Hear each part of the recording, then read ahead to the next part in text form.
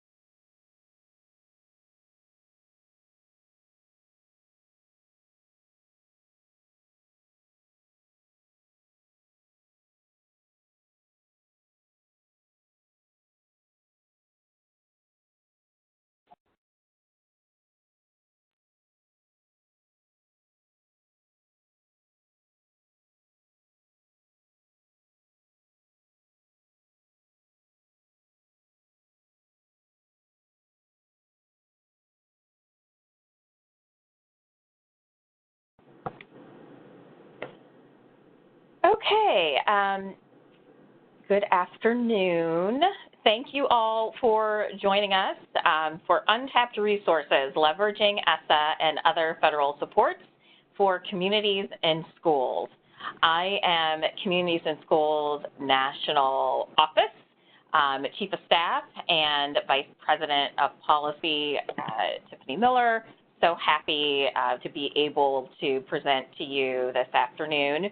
I'm joined by my colleague, Megan Lustig, who's our policy specialist and leading several of our efforts here at the National Office. And we are very excited to be joined by Eric Peterson, Vice President of Policy with the After School Alliance.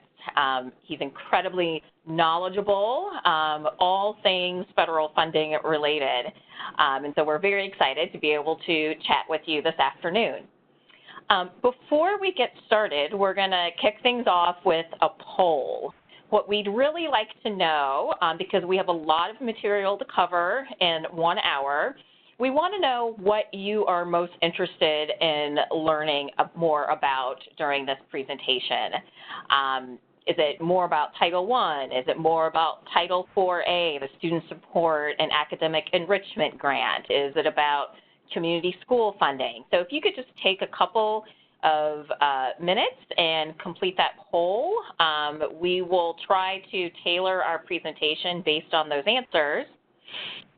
And this presentation in its entirety will be recorded and the slides will be available on the National Resource Center. So you will be able to have access to all of the information that we include on the slides, even if we're not necessarily able to get through everything this afternoon. So with that, keep completing the poll so that we can have a pretty good idea of how to tailor this afternoon's presentation. And I'll turn things over to Eric Peterson so you can learn a little bit more about the After School Alliance. Thank you so much, Tiffany and Megan, and welcome everyone. Good afternoon. It's just a real pleasure to be able to speak with you and be invited to participate this afternoon. Have tremendous respect for the work that all of you all do out across the country in communities and schools. Just a tremendous program, a tremendous organization, and really enjoy working with you all at the national level. A little bit about the After School Alliance. Hopefully some of you are familiar with us. We've been around since 2000. We are a national advocacy, research, and field building organization based here in Washington, D.C., where I'm located. We work closely with programs at the local level providing them resources and information. We work with 50 statewide after-school networks and then national organizations like Communities in Schools in DC and the DC area and in New York, other places, really to advance a mission that includes providing wraparound services, access to after-school, before-school, and summer learning programs for all young people, pre-K through 12th grade, but with an emphasis particularly on those most in need. And then as we get started, since one of the key things we'll be talking about today is access to funding resources, particularly federal funding, wanted to flag a key piece on our website, the URL. Hopefully you'll be able to read down there and also be available as a follow-up. Kind of hard to find on our website, and I apologize for that, but it's essentially a searchable database of mostly federal funding, although there's some private in there too. Can search by topic, by category, by grant. So a lot of the ones that we're talking about today, if you want to find out more information, dive deep, get a link directly to the program on the federal government website where it is housed. It's a good sort of one-stop shop for that as well. And then I will kick it back to you two in Virginia. Great. Thanks, Eric. One thing I would love everyone to keep in mind is that we like these presentations to be pretty informal, and we want to make sure that we're meeting your needs as much as possible. So, although we will stop a little bit at the end to make sure there's plenty of time for Q&A, please feel free to submit questions through the chat box. We'll be monitoring the chat box throughout so that we can, if there's a burning question that you just want to ask right away, please feel free to type that into the box and we will cover it as we go along. So there's not necessarily a reason to hold all of your questions until the end. So looking at the results of the poll, and feel free to continue voting, it looks like folks are most interested in learning about Title IV-A, the Student Support and Academic Enrichment Grant, and I think a close second, I can't tell if it's Full Service Community Schools or Title I. It looks like it's almost a tie, if not exactly a tie. And that is not surprising when Eric and I have given this presentation a couple of other times, and folks are very much interested in that. It's a new funding source for many districts, and so Megan will dig into that for us. I'll kick things off just with a brief overview of the Every Student Succeeds Act and Title I. So hopefully ESSA, the Every Student Succeeds Act, also known as ESSA, isn't new to you. It was reauthorized in 2015 and is our largest federal funding source for public education. And Title I is funding specifically allocated for low-income Title I schools. One thing that my predecessor, who had this position before I did, focused a lot on was ensuring that our work was recognized in ESSA. So there is now, for the first time, integrated student support is mentioned throughout the federal legislation, specifically in Title I. And so what we've done is pulled out some parts of the language within ESSA where we're specifically mentioned integrated student supports, or there are places within the legislation that can be used to pay for site coordinators in a lot of the work that we do. We find that it's helpful to actually pull the language, the specific language from the bill, and have that available to you. What we've heard is that it helps if you're going to school districts or you're talking to folks in the school or at the state level to actually be able to point to specifically where it says it's an allowable use of funds. And so throughout our presentation, we've pulled out the specific language and where it falls in the bill so that you have that at your fingertips. So school improvement is one place where we are, we're in the legislation as a nonprofit partner where we have evidence-based strategy to improve student achievement instruction in schools. And again, this is one place of many within the legislation where there are several opportunities for us to utilize student supports, opportunities for funding for student supports for academic success for students. Another place within Title I is in the school-wide programs. And we have some more information on this located on our website and also in the National Resource Center. So for districts can consolidate federal, state, and local funds to improve their entire educational program, where at least more than 40% of the children are from low-income families. What's interesting about this is that you're able to combine several different funding sources and really think about how you want to improve outcomes for students without thinking in silos and without thinking about buckets of work, and actually making sure that your budget is aligning with your goals for your school. And so this is another place where you can have a conversation with a district if they're looking for ways to improve non-academic outcomes to help improve academic outcomes. This is a way for school districts to think about utilizing their funds to pay for CIS site coordinators. The next place is within targeted assistance schools. So there, in other iterations, whether it's No Child Left Behind or if there were the waivers, there were different ways to target low-performing schools. In the new legislation, they're called targeted assistance schools. So schools with consistently underperforming subgroups. It explicitly allows Title I funds to fund integrated student supports as part of their program for improvement. This will allow districts to use integrated student supports as a way to help children in need of assistance. It's specifically listed, ISS is specifically listed as one of the programs to help districts improve their outcomes, specifically for their underperforming subgroups of students. I'll turn it over to Megan to talk about Title IV-A. Hey everyone.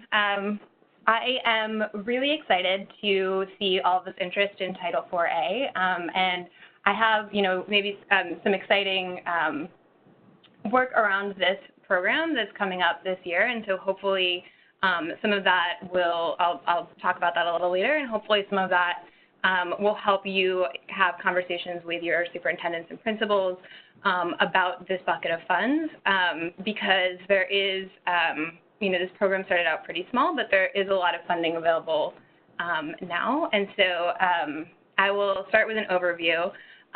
This program was created in the Every Student Succeeds Act.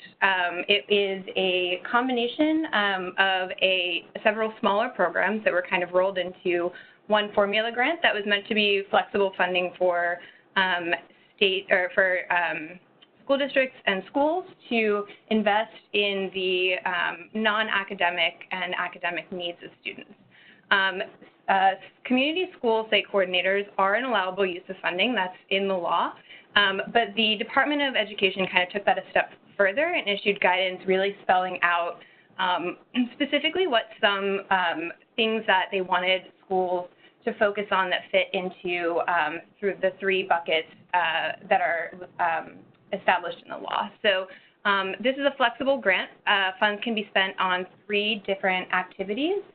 There's well-rounded education, safe and healthy students, and effective use of technology. And if schools receive up to a certain level of funding, which we'll discuss on the next slide, they must invest those funds across all 3 buckets. A school site coordinator sort of fits into all 3 of these. You can see on the slide that there are sort of several activities that a school site coordinator could do or support. that are specifically mentioned in the guidance that was issued by the Department of Education. And a lot of these are sort of, initiatives that Communities in Schools has been doing some work around strengthening our supports in these areas. So you'll see social and emotional learning, college and career counseling, which is something that we discussed at the Millikan Dialogues last year, and several other things that, we know that your site coordinators are on the ground doing already in communities. Mm-hmm. And so this slide kind of breaks down a little bit more about the requirements that schools and districts are, the requirements that for investment of the funds that schools and districts receive. So if a school district receives over $30,000 for the year, they must spend at least 20% on a well-rounded education, 20% on safe and healthy students, and they can spend no more than 15% on investments in technology. The way that this program works is that funding is allocated to states, and then it's distributed using the Title I formula. And so what you'll find is that in districts, in schools where that are Title I schools, where Communities in Schools is either probably looking to expand or already working, those districts are going to have a larger amount of this funding. And so originally, there's not a slide on it, but originally we had anticipated that the funding level for this program would be fairly low. Only $500 million was recommended in the original proposal, even though the program was authorized at $2.1 billion. In the past year, for the FY19 budget and the FY18 budget, however, we've seen a much higher appropriation for this program. And so now there is a lot more funding to go around, and there's a significant increase in the interest in these funds. So the appropriation for FY19 was $1.7 billion, and that will be distributed for the next school year. And so we work with the Title IV-A Coalition, which is a national group that we're a part of, to kind of figure out where some of this funding is currently going and what districts are using this funding for already. It was circulated in policy points earlier this year, but we can recirculate it in case folks are interested.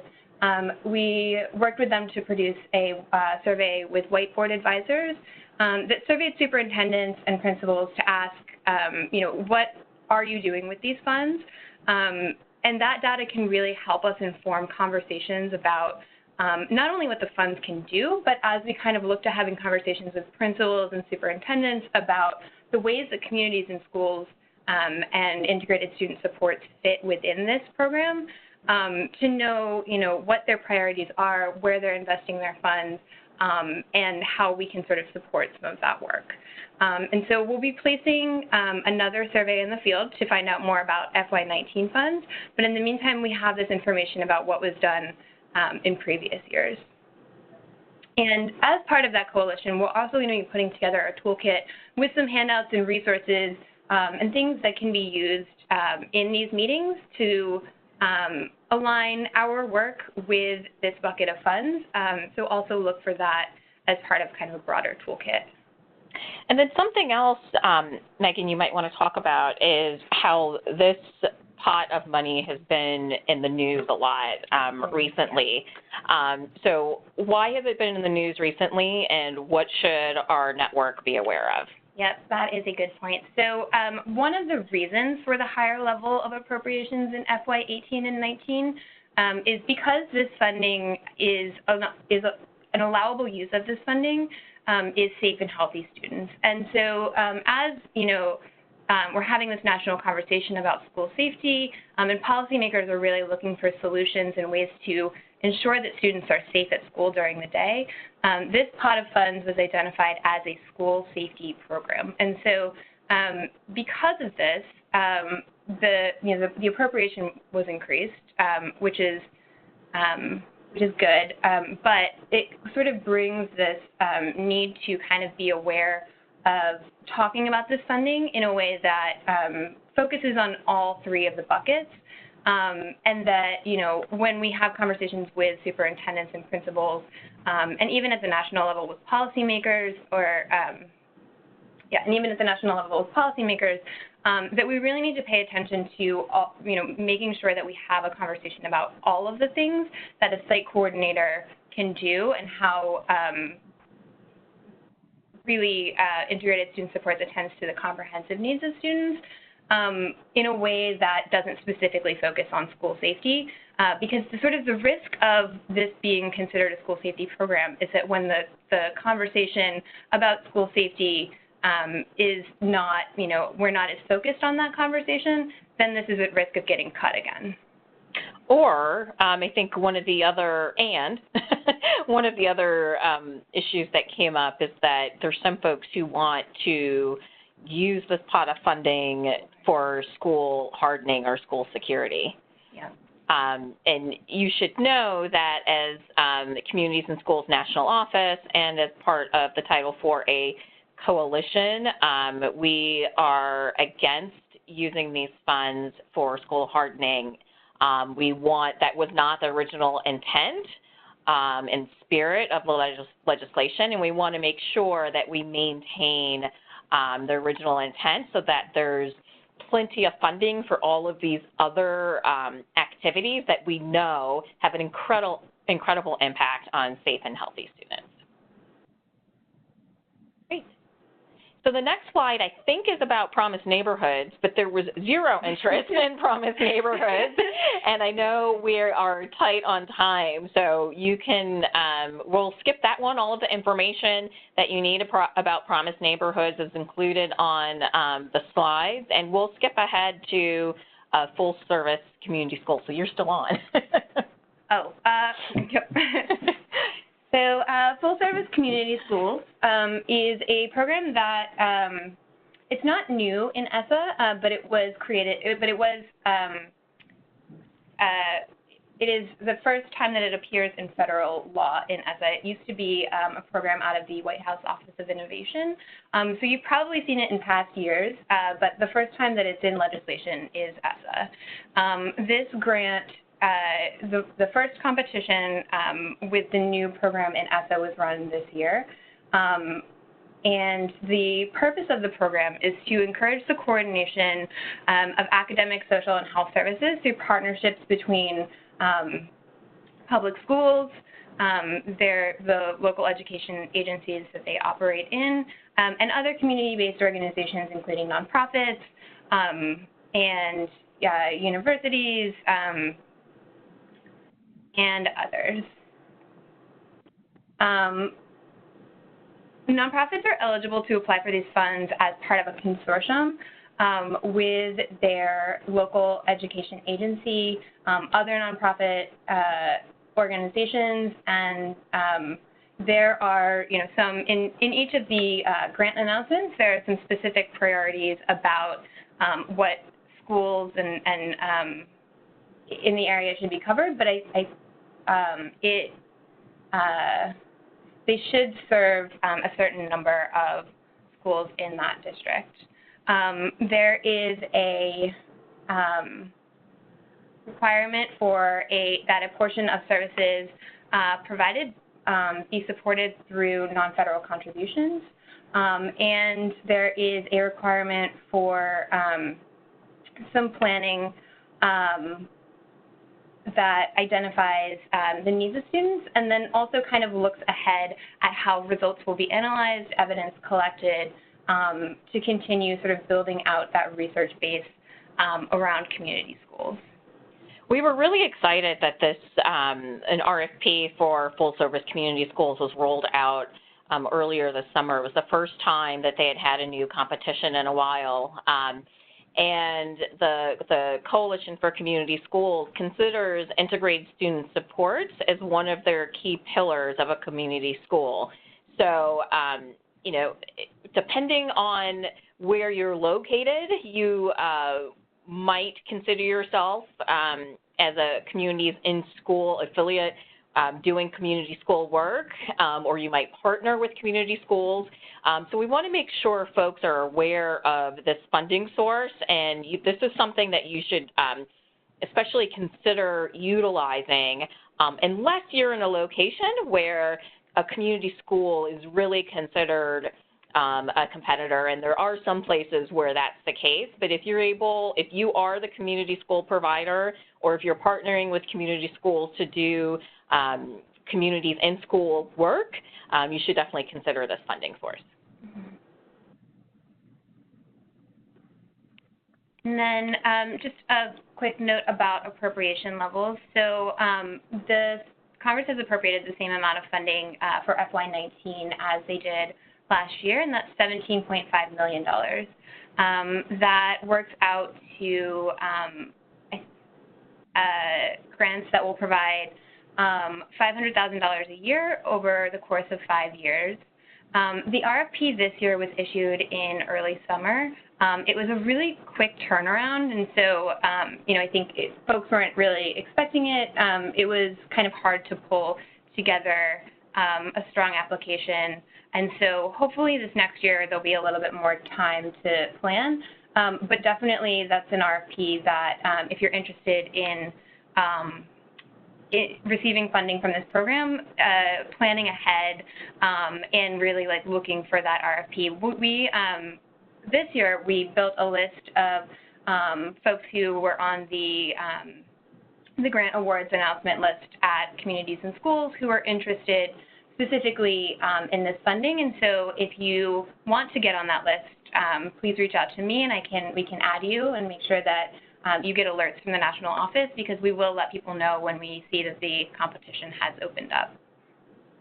And then with other questions about this grant, we wanted to share that Mary Kingston Roach, who is the Director of Public Policy at the Coalition for Community Schools, is really an expert on this funding source and has really been working with applicants for this funding for several years now, and so she would be a really great resource and someone that you could reach out to with questions. And so with that, I think we'll kick it over to Eric, who will talk a little bit more about 21st Century Community Learning Centers. I will. Thank you both very much. So I saw only one person, I think, in the poll mentioned 21st Century Community Learning Centers, but hopefully that's because several of you are already familiar with it and feel like you don't need additional information, but hoping to share a little bit more about it for you all. This is a funding stream that's been around since more or less 98, depending on who you talk to and when you consider it actually starting and being appropriated. It's essentially a federal funding stream that goes similar to Title IV Part A in that it goes by formula to every state based on the number of free and reduced eligible students in the state. And then the State Department of Education receives the funds. They turn around and do a competition at the state level where local entities can apply, and that can be schools, school districts, but also faith-based organizations, parks and recs, nonprofits, of course, community centers, and a wide range of eligible entities. Coalitions and partnerships are key. The average grantee has 9 partner organizations.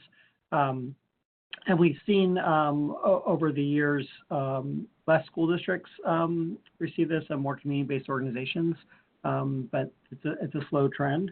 As the funding hopefully increases, we'll see more community-based organizations be able to be the lead grantee as well, although many nonprofits and community-based organizations are able to partner with school districts as well.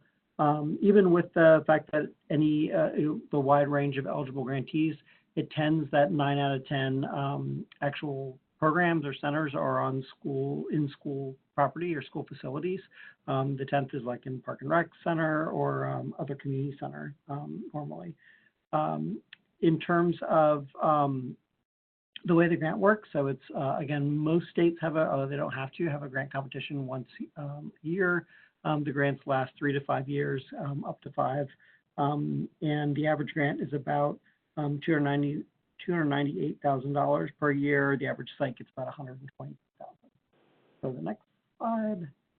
21st Century is key for tend to track a lot of information about the grantees that are getting the funds. It's about 11,000 grantees right now around the country. It is about 1.7 million students that are being served. You can kind of see some of the key data and breakdown of where those students are, whether they're elementary students, middle or high, demographic breakdown, as well as rural, urban, and suburban as well.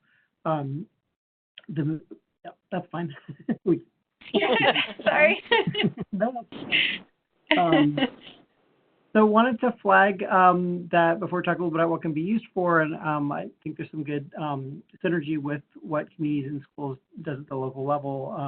So if you haven't looked at this funding stream in the past, I encourage you to take a look at it. Before I get there, I want to talk a little bit about the evidence base for the program. It has made the news also in the last 2 years, as it was proposed for elimination in the president's budget for fiscal year 2018 and 2019. The rationale given was that the program doesn't work if there's no research or evidence base that it positively impacts students or at all, and also that it can be that Title I funds duplicative with Title I funds, that those funds could be used for these types of programs instead. We respectfully disagree with the administration on both of those.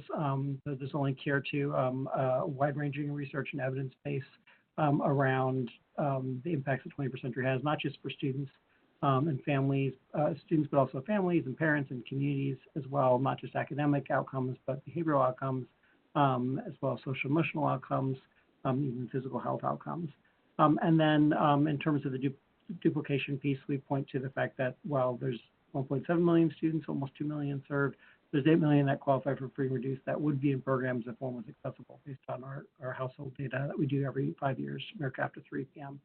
And then also that there just simply isn't enough resources at the local, state, and private level. We know that these funds leverage about $1 billion over the last 10 years in other funding, private funds, parent fees, local and state funding. So we know really the federal funds are being used to reach even more students by leveraging other sources of income. And then on the next slide, just want to talk, there were some changes in the SSA, knowing that was a couple years ago now, but still states are working on implementation. And some of the key things to be aware of, I think for many schools, based on the demand or need in the community, if there is a need for an after-school program in the school where you're working or the schools where you're working at the local level, that this is obviously a key funding stream to be able to do that.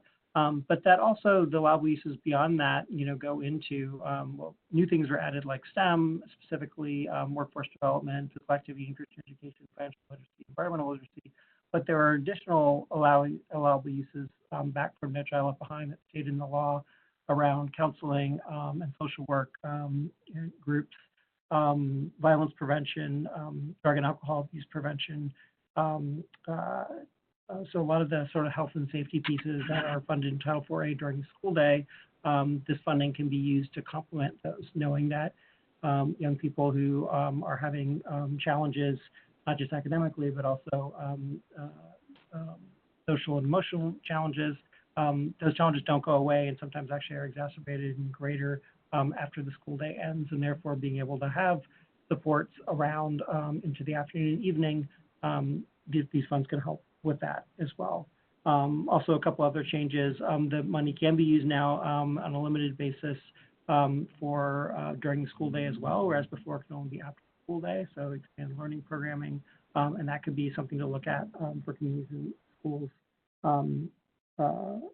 at the local level as well. And then just the new one more thing in terms of allowable uses that I wanted to say on 21st Century is the actually it's an allowable use from the very beginning since 1998 that these funds can be used for parent education as well. And so for programming that or programs that offer GED classes or ESL classes or sort of parenting classes or other supports or services for parents, we've seen a lot of really good models out there where programs are able, when the parent comes maybe at 5 or 6 to pick up the student, that the programming goes for an additional hour, and there's an opportunity for the parents to participate in classes or workshops, either on their own, if it's like a GED class, or together with the student. So, like nutrition school sort of cooking classes where the student and the parent together are learning in the program how to make a healthy meal and talk about the impact of positive nutrition. Yes, let's move on from 21st century and let's talk briefly about childcare, the next one. Yep, so Eric, I'm just going to pause for 1 second. We have a question from Celia about the full service community schools grant and the 21st Century Community Learning Center funds. And she's wondering if we can speak to some of the different requirements in these funding sources and how that some of these requirements kind of require work outside the traditional CIS model, and maybe looking for some more information about how other affiliates have managed those requirements. That's a good question. And so if I was Heather Clausen, who is our VP of Research, she would want to make sure you know that you stick to the model, and then anything else is an add-on on top of that. So what we do know is that for some affiliates, actually, let me take a step back and say that probably the second largest federal funding source that our affiliates rely on outside of Title I is 21st Century Community Learning Center funds for after-school programs. So we have a lot of folks in our network who are accessing these funds because they are the ones running the after-school program based on whatever their school needs are, in addition to making sure that they're also doing the model. What we wouldn't want to see is that there are affiliates who are not implementing the model and just running an after-school program. That's what we would not want to see, but in places where you're seeing that there's a need for an after-school program, this is a funding source for that. And it's also in that, and a lot of affiliates work with partners and bring partners into the schools who are running after-school programs, and they, I almost guarantee, are relying on this as a funding source to do that work, like the YMCA or the Boys and Girls Clubs and 4-H, some of the other folks that you guys partner with, which is why this, again, is a federal funding source that at the national office we make a priority in partnering with folks like Eric and others to ensure that this funding source isn't cut or even worse, eliminated. But if you have more questions about how other affiliates are utilizing these funds within the CIS model, that's actually something that Megan and I could work together on coming up with perhaps a one-pager that could be a resource for the network. And can I chime in too, if that's okay? Sure. Just in terms of the part of the question around the difference between 21st century and full service community schools and how they work together or are separate or different.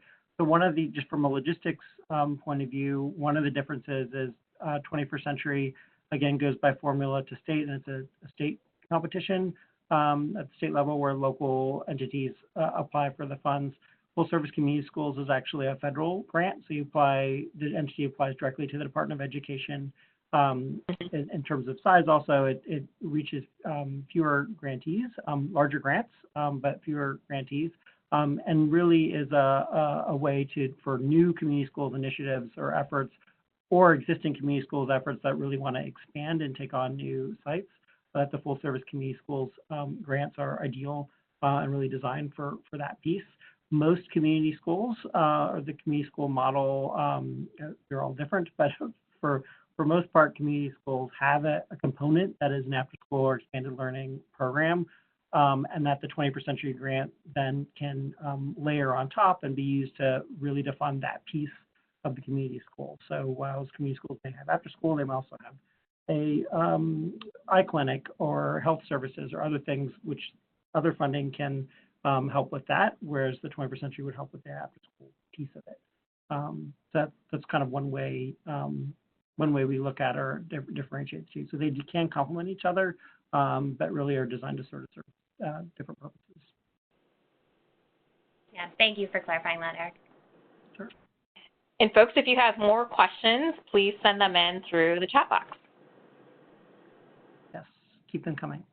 Okay, we're gonna, I just have like one slide per next of these couple of programs, but we just wanted to flag them for you in case you hear about them or in case you think it's fit for what you're doing. So the CCDBG, which is the Child Care Development Block Grant, not to be confused with a couple other acronyms that are similar, like the Community Services Block Grant. It's a little bit different. But CCDBG is essentially federal child care, and the way this program works is it's a federal voucher program that's handed by block grant down to the states.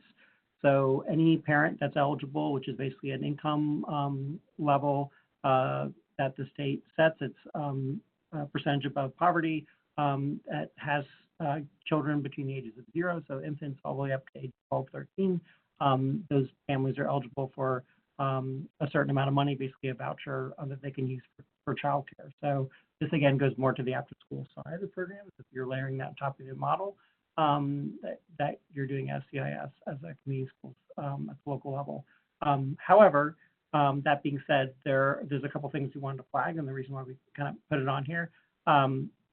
One, first of all, the funding has significantly increased again, like Title IV Part A in the last 2 years. It's about doubled up to about $5.3 billion right now. So whereas before the voucher really wasn't a lot for parents, now it can be more. Also, some of the changes due to some legislation that passed a couple years ago now, it's just being implemented. There really is a new intentional focus on age-appropriate youth development.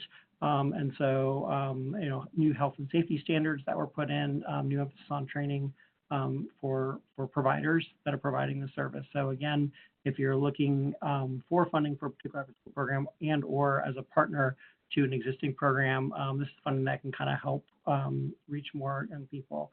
Again, not necessarily middle school or high school, it's more if the student turns 13 during the school year, then 13. And then the last piece here, which is kind of interesting, exciting for us, is that in addition to the voucher piece where most of the funding goes, there is flexibility at the state level for programs to do grants or contracts. So for particularly for communities or populations that are hard to reach, where there's a tremendous need and not a lot of access to support for young people when their parents are at work and when they're out of school, the ability for an entity to get together with a partner and to apply directly to the state child care agency or human services agency would be the right one in this case, to be able to have sort of a grant or contract for multiple years that allows providing. So that's a sort of new thing that we're tracking, that we're starting to see some folks being successful. So if folks are interested in that and want more information, we'll have our contact information at the end. Happy to connect you with the people that have sort of cracked that nut. And then next one we'll talk about briefly is childcare and adult CACFP, Child and Adult Care Feeding Program, sorry, two acronyms, and the Summer Food Service Program, and sort of child nutrition in general. And so this is, again, for programs that are doing after-school programs or doing anything during the after-school hours. So it doesn't have to be a formal after-school program, but if you're working with students after the school day ends, either providing any kind of supports or help, any kind of activity that's going on, you're working with kids or working in a school where at least 40% or 50%, of the students qualify for free and reduced lunch, then you're eligible for your activity. Even if you only have a handful, 15 or 20, you're eligible to be able to provide the students with a full meal or snack. And so during the school year with CACFP and during summer with the Summer Food Service Program, the best thing to do in that case, particularly if you're working with a small group of students, is to work with the school nutrition program in the school district to be able to provide those meals. They're sort of the experts on this and kind of will be able to handle out the reimbursement. Basically, those meals would be free for the school district to provide for the most part. Reason why I flag this is because we know that the average meal time for students' lunchtime and school lunch is 10:30 in the morning, and that if you are working with kids in any capacity after the school day at 1:30 to 3 o'clock, it's going to be really hard for a young person or any person to focus with a stomach that's rumbling, and therefore being able to provide, if you don't have other means of providing a snack or a meal, particularly for families that we know have a challenging situation at home where there may not be access to a healthy meal when they get home, that this is something to look into. And again, I'm happy to provide more help with reaching out to partners on this. And then the next one, briefly, the Career and Technical Education, or Perkins Career and Technical Education bill. This was exciting after many, many years of work by many people. This signed into law in July 2018, so it's currently going through the implementation stage. I think 0% of people did this, but I'm hoping it's because you don't know enough about it. Maybe it's wrong. But I wanted to flag it because whereas in the past, this legislation really focused on vocational education, so at high school level. So 9th, 10th, 11th, 12th, you think things like shop and auto work and other things like that. While that still is an allowable use and still can be used, the law really evolved and changed pretty dramatically to reflect the current situation of what employers told Congress that they needed from young people coming out of high school that maybe wanted to go directly into a work environment or to a job rather than going to a 2-year or 4-year college, or even if they wanted to go to 2-year or 4-year college, having the skills to be able to work in an employer. And so because of that, one of the key focuses of this law is what they call employability skills, which is what I call social emotional skills. So things like collaboration, written and oral communication, problem solving, working with a peer, conflict resolution, those kinds of things that we know groups like communities and schools are really good at imparting. And so while some school districts will be really set up to be able to handle that new piece in their part of their vocational, others really are going to be looking for community partners to help them with that piece of the puzzle, or they'll be looking for guidance counselors and others in their school district, which we know there's a shortage of. So that's what we think. The other pieces where this is interesting is that for the first time with this reauthorization, community partners are an allowable partner, can receive funding as opposed to just the school district. So another key piece. And then the other one that we want to flag is this new middle school piece. So it goes down to 5th grade now, and really the middle school, so 5th through what they consider 5th through 8th grade. There's a focus on what they call career exposure and career exploration. And we know that programs are ideally suited to help young people at that level think about what they might want to do in high school and after high school. And again, we think that schools will benefit from talking to community partners who can help with that and help make those connections and work on field trips and bring in speakers and all of that. So that's what we wanted to flag, because we think there's a possibility that folks in the broader after-school field, including community schools, could really help meet this, not just meet the mission of this new legislation, but also really help benefit young people who could benefit from their experience. And I saw it looked like there was a question, so I'll defer to you all on that. Did I see a question? I still can't see it. Yes. Yes, so we have a couple of questions. So we will circulate a copy of the presentation with the recording after the webinar. So everyone will receive that.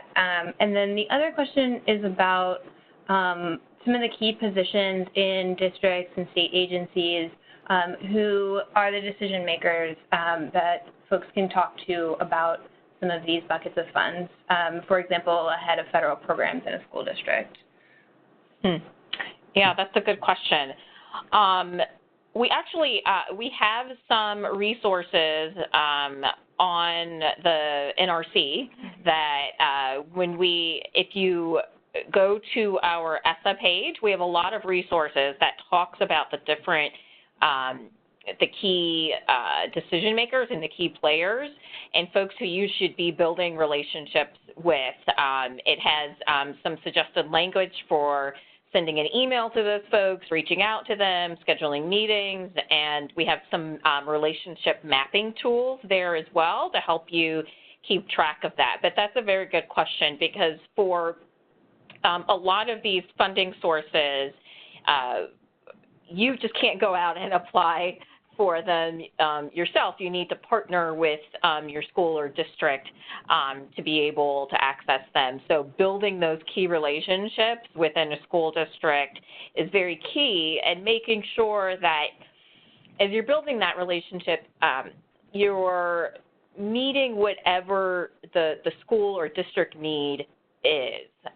So they are getting approached with different nonprofit partners all the time. You want to be able to talk to them and help them solve whatever challenge or problem it is that they're being faced with, and meet them where they are on that.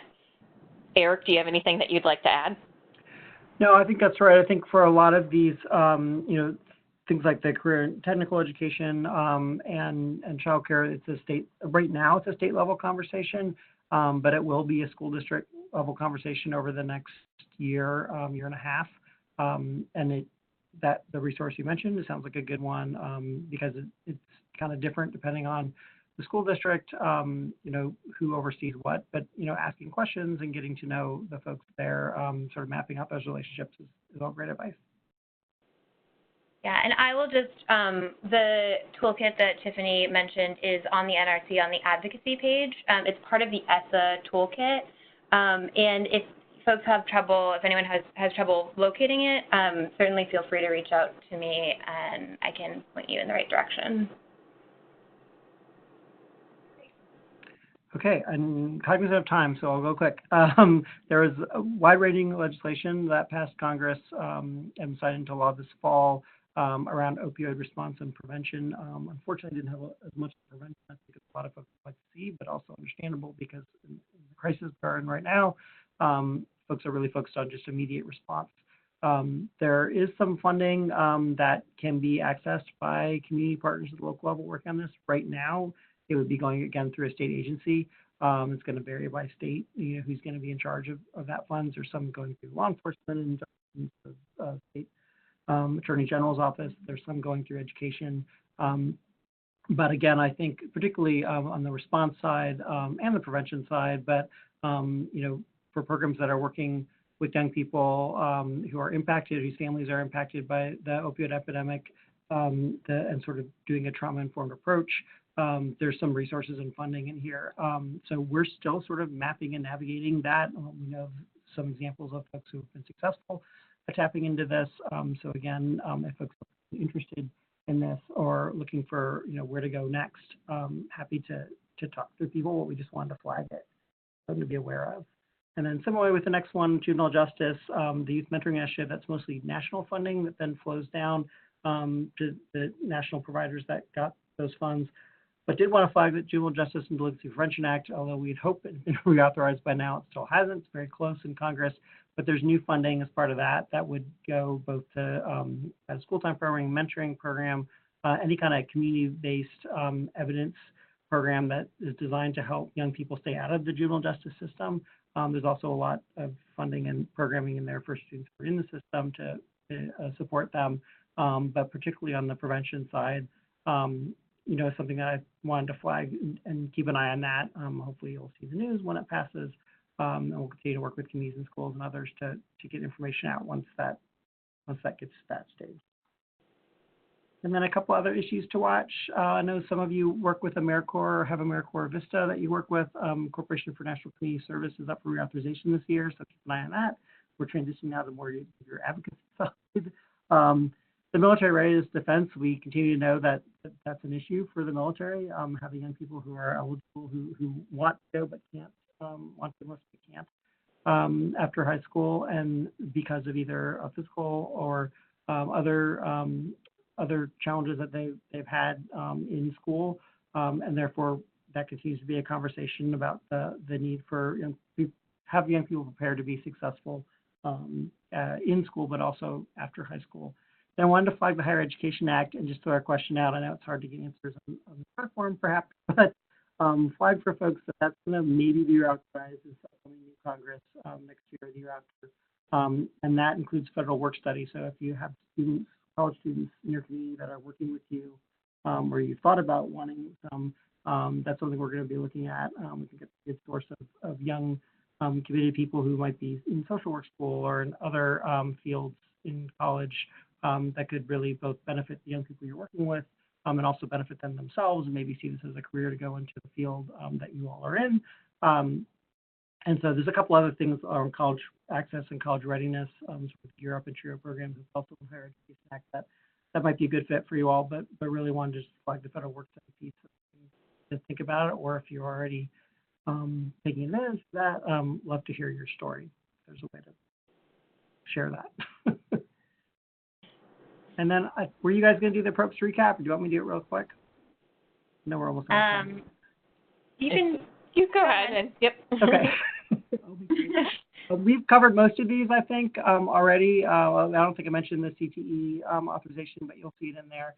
But just to give you a sense, I think, we do hear a lot from folks at the local level that, should I bother applying for a 20% community grant, or should I bother, trying to track down Title IV-A because, we hear it's threatened, or because we hear, it might go away, or the state folks are saying, yeah, don't count on it, it's going away. All I'll say to you on that is because of the amazing work of folks like Tiffany and Megan at Communities and Schools and lots of other national partners, and really at the local level, educators, parents, students themselves, you all have a really strong, loud voice, and Congress has heard that. Despite what the administration thinks or wants to do, this is all these issues, Title I, Title IV-A, 21st century, current education, even Corporation for National Community Service, which has been proposed for elimination as well in the last 2 years. They all are at record highs. They all had increases the last 2 years. And we know there's tough challenges ahead with fiscal year 2020 with the spending cliff, but we also know across the aisle, Republicans and Democrats from rural, urban, and suburban communities really understand the importance of education and federal education funding, complement the state and local, and really have worked hard to make sure that these resources are available. So continue to keep the pressure on when you can, to the extent that you can, and just share your story about the impact that you're having at the local level, and that all contributes to making sure that these resources stick around. Absolutely. I think thinking about the fiscal cliff is something that keeps both Megan and me up at night thinking about what happens in fiscal year 2020. And I also want to put in another plug for a lot of the end-of-year data that a lot of folks in our network spend a lot of time filling out. Although it can seem to be tedious at times, it's incredibly helpful for Megan and me as we think about how to set our policy and advocacy priorities. We use those data to do that. So what we do is we take the top, based on those data, we look at the top funding sources and make all of our decisions on what we're going to be working on over the next year based on the federal funding sources that the network relies on the most. So the national office doesn't qualify, doesn't get any of these different funding sources. So we really rely on hearing from you on what's important for us to focus on over the next year. Yeah, and also, folks have been doing a really great job of engaging with us online with some of our advocacy actions online and really amplifying this message of, the need to invest in some of these programs, specifically 21st Century Community Learning Centers and CNCS and Title IV-A, and really helping communicate out the importance and what this programming, what this funding is able to provide in terms of programming. And so, that is also really helpful and helps us have a really large voice and a unified voice in front of Congress about these issues as well. So one thing, I think, is that the last? I think that's the last slide, yes. So one thing I just want to make sure I say before we sign off or take any more questions is, as I think you know, that the national office, one of our priorities over the next 4 years, is to look for ways to help the network access public funds and to increase the number of public funding sources, federal funding sources that our folks are applying for. So as part of that, we started that kickoff at the Millikan Dialogues earlier this year with some of the panel discussions around accessing WIOA and TANF and CNCS, and we're going to continue that work throughout the next calendar year. So be on the lookout for more information from us, including a webinar series where you'll learn more about how to apply for federal funding, the things that you need to keep in mind as you're applying for some of these different funding sources, whether or not you're ready to actually go out and apply for some of these things, or does it make sense to collaborate with other affiliates and local partners and let them have the job of managing the funds and being the lead on a lot of that. So the kickoff was earlier this spring at the Millikan Dialogues, and we will be continuing that work and bringing in experts who have had a lot of success in accessing these funds, including some of your colleagues who are doing this really well. Probably some of you who are already on this call will be reaching out to you as well. Any last questions before we wrap things up? Oh, I see a couple came in. We have a question about Perkins funding, whether it goes to the states or it is distributed at the federal level. It goes to states. It's another one of those that goes to states, usually to the State Department of Education, although there's a handful of states that goes to their workforce board and they blend it with WIOA funds. So, but most of them it's through their state departments of education, and then from there it flows down to district, and it depends on the state whether it's by formula to district or whether it's competition, but usually it's by formula to school districts for the vocational. But there's some changes around that's how it's going to work with the new law. So states right now are doing plans to figure out, what that's going to look like. So getting at the table as a stakeholder, we have language in the law that says the state has to consult community-based organizations in addition to who they used to have to consult, which was just school districts and employers, to be able to have some say in what those plans look like. And then one question also, what is Senior Corps? Oh, what is so Senior Corps? Oh, Senior Corps. It goes on the next slide. So, good question. Senior Corps is another version of, or another component of CNCS. So like AmeriCorps that has volunteers, Senior Corps is another version of that that is geared. I don't know what the age. 65, I think. Is it 65? Okay, yep. 65 and up. So there are some folks who have mentors or retirees that come in and help and volunteer in some of our programs, and that's a funding source for that program. Yep. So I think we have, and so, sorry, I'm just reaching over here. I'm probably going to do something wrong. Yep, here we go. I wanted to make sure you have Eric's information as well. So if you have any questions for any of us, we'll add Megan's contact information to this presentation as well when we send it out. And so if you have any additional questions, please let us know. If you have any stories about applying for these funds in particular, we like to hear about any challenges you face in accessing these funds. That's especially helpful for all three of us because the more we hear those stories, the more we're able to focus our advocacy efforts here at the national level and go talk to folks and communicate with folks about why they're having a hard time accessing these funds.